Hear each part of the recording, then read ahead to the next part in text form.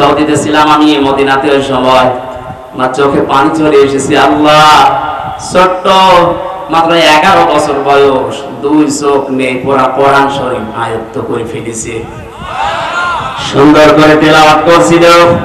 হঠাৎ বিচারক ডাক দিয়ে বলছে, বাবা তোমার যে চোখ নেই, তোমার কি আল্লাহর প্রতি কোনো অভিযোগ আছে? ছেলেটা অতটুকু বয়সে, আমি তো মনে মনে করছিলাম না জানি কি বলে ফেলে আল্লাহর বিরুদ্ধে। চোখ তো নেই, অভিযোগ তো নেই, আর আমি খুশি আছি। বিচারক বলছে, কিসের খুশি তুমি? ছোট মানুষ, অতটুকু বয়স, 11 বছর বয়স, কোরআনের হাফেজ, অন্ধ। ডাক দিয়ে বলে, বিচারপতি আপনি আমাকে যে প্রশ্ন করলেন আমার আল্লাহর প্রতি কোনো অভিযোগ আছে কিনা, আমি অন্ধ এই জন্যে আমি বললাম নেই। কেন নেই জানেন? কিয়ামতে যেদিন আল্লাহ বিচার করবে, চোখওয়ালা মানুষদেরকে আল্লাহ ডাকবে, সিরিয়াল হিসাবে আমারও ডাকবে। আমি অন্তত আল্লাহকে ওই সময় বলতে পারবো, মাবুদ দুনিয়াতে আমাকে কিছুই দেখতে দাওনি, চোখের কোনো গোনা আমার দ্বারা হয়নি, আজকে এই ওসিলায় হলেও কিছুটা আশা আমার উপরে খুব করে দাও।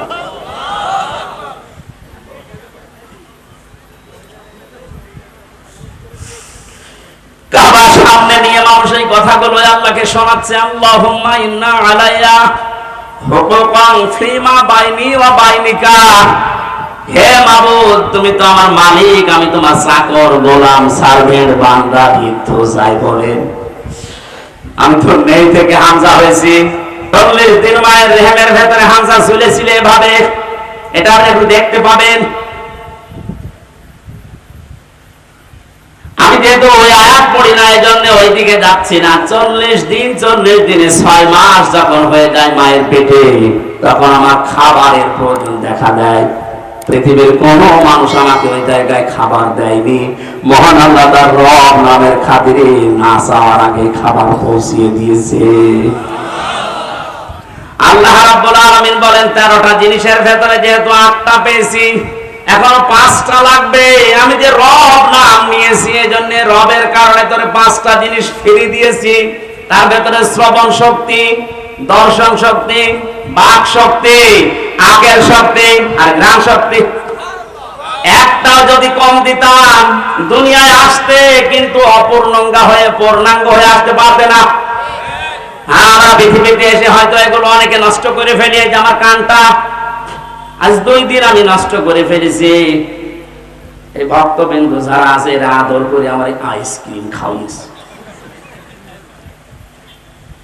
এই 2 দিনে এই সমস্ত দই খাইয়েছে ফ্রিজে, আমি খেতে চাই না। মানে না হুজুর খান, অসুবিধা নেই, খেয়ে এখন দেখছি কানে আর কিছু শুনছি না। এই যে দুনিয়ায় এসে আমি নষ্ট করেছি, এগুলো বিভিন্ন পরিবেশের কারণে না আল্লাহ নষ্ট করে দিয়েছে? বলেন, এই যে তীব্র গরম চলছে, এটা আল্লাহর দোষ। যাহাল ফাসাদু ফিল বাররি ওয়াল বাহরি বিমা কাসাবাত আইদিন নাস লিইউযিবাহুম বা'দাল্লাযী আমিলু লাআল্লাহুম ইয়ারজিউন। সূরা রুমের 41 নম্বর আয়াতে আল্লাহ জানিয়েছেন, জ্বরের স্তরে যে বিপর্যয়গুলো দেখতে পাচ্ছ, একটাও আমি আল্লাহ পাঠাই না, সব তোমাদের হাতের কামাই করা। বিজ্ঞান এই বাংলাদেশ নিয়ে কয়েকদিন আগে 3 দিনের একটা গবেষণা আজকে দেখলাম। মনে করেন এই 10 কেজি পানি উপরে ওঠার কথা ছিল, এই 6 মাস তো গরম থাকে, 6 মাসে 10 কেজি মনে করেন পানি জলীয় ভাবে উঠবে উপরে, আর 10 কেজি আবার নামবে বৃষ্টির মাধ্যমে। এই গাছ উজাড় করার কারণে, পাথর পাহাড় কেটে ফেলার কারণে নদী বন 11,000-এর উপরে, 1100-র উপরে নদী এই দেশে আছে, সবগুলো প্রায় শুকিয়ে যাচ্ছে। এ কারণে পানিগুলো আর উঠতে পারে না আকাশে, ওখান থেকে আর নেমে যে ঠান্ডা হবে সে পরিবেশ হয় না। এই দোষ তো আল্লাহ।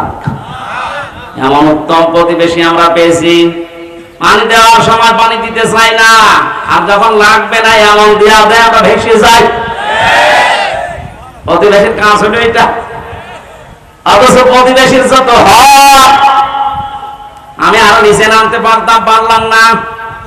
হ্যাঁ, নামি আবার 3 বছর থাকি, ও আরামে আসো।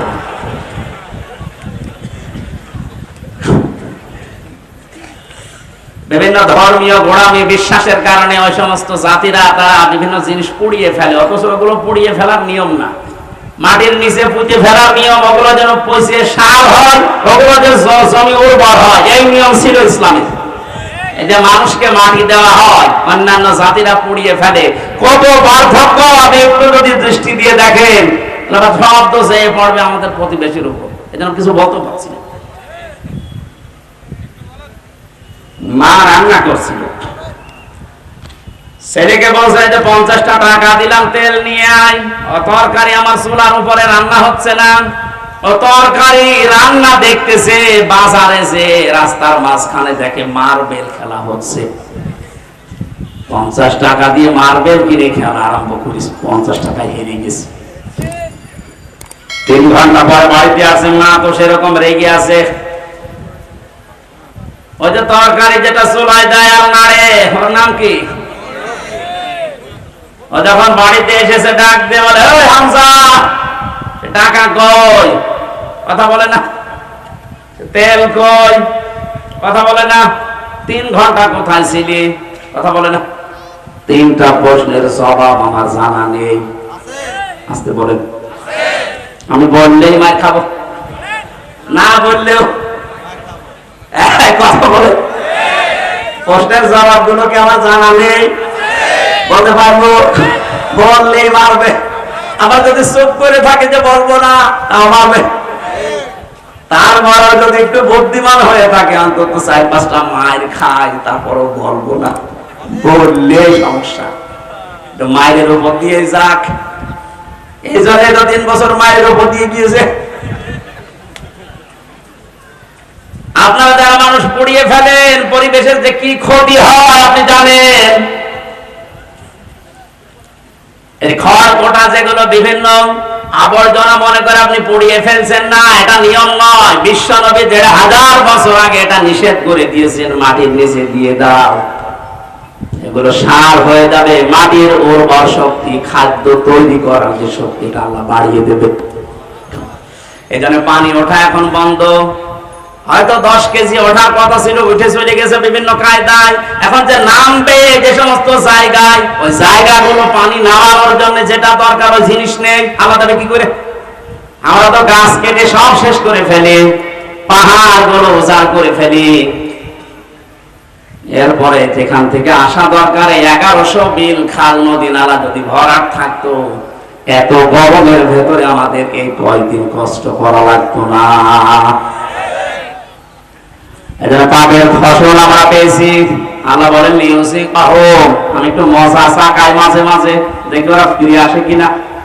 বাঙালি এমন চায়, ফিরে আসা দূরের কথা, আল্লাহর সমস্ত আযাব আসার পরে মন্তব্য দেয় টকশোতে বসে বসে যে এগুলো প্রাকৃতিক দুর্যোগ, এমন কিছু না। এটা প্রাকৃতিক দুর্যোগ বলে কিছু নেই, সব আমাদের হাতের কামাই করা ফসল। পৃথিবীর যেই দেশে প্রকাশ্য জেনার ব্যভিচার বেড়ে যায়, মহান আল্লাহ তখন সঙ্গে সঙ্গে দেশে গজব নাজিল করার সিদ্ধান্ত নেয়। বাস্তব প্রমাণ তো পাই। আমেরিকায় এত জেনা হয় না,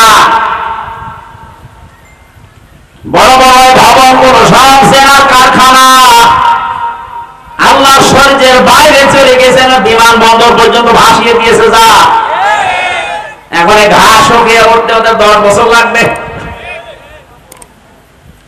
দুবাইয়ের মতো এত উন্নত জায়গাগুলো যদি আল্লাহ কয়েক ঘন্টায় ধ্বংস স্তূপে পরিণত করে দিতে পারে, আমাদের দেশকে কিছুই করতে পারবে না, কারণ আমরা করোনা মোকাবেলা করে ফেলেছি।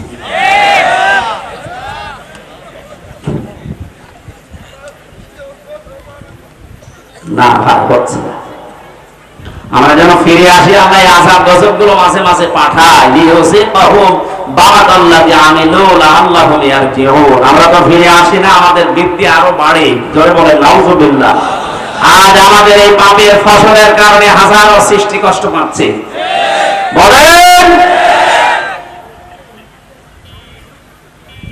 একটু ভেবেছেন এই 5টা জিনিস আল্লাহ যেটা দান করেন নিজের পক্ষ থেকে, যদি একটাও কম দিত, আপনি মনে করেন শ্রবণ শক্তি পাননি, কালা হয়ে দুনিয়ায় আসতেন, কত রকমের সমস্যা হতো আপনি টের পাচ্ছেন না। যদি দর্শন শক্তি আল্লাহ না দিত, আমি নিজে বাস্তবে দেখেছি, কুমিল্লা এক মাহফিলে খাবার খাচ্ছিলাম, হঠাৎ বিদ্যুৎ চলে গেল।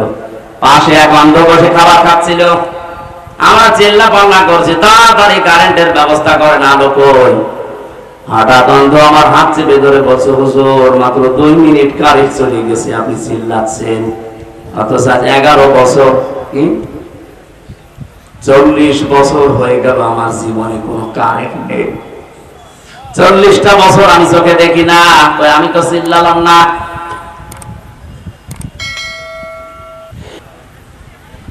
আল্লাহ বলেন ক্ষমার দিকে দৌড়া।